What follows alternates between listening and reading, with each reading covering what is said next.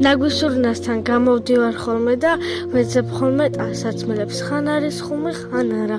აი ეხლაც ვიღაცას გადაუგდია ეს ხალათი, მე კი ჩავიცვი. ნაგვისურნასთან გამოვდივარ ხოლმე იმ დროს, როცა ჩემი თანაკლასელები და ჩემი მეგობრები აქ არ არიან ხოლმე, იმიტომ რომ არ მინდა რომ დამინახონ, რომ ნაგვისურნიდან ვიღებ რაღაცებს და ძალიან მსხვენია.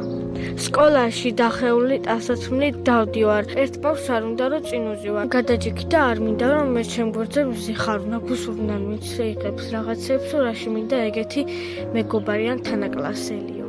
მასწავლებელმა იცის ეს ამბავი?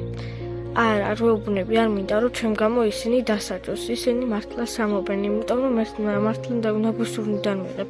გაჭირობა არ არის სამარცხვინო. სამარცხვინო არის შენი თანაკლასელის ქმედება.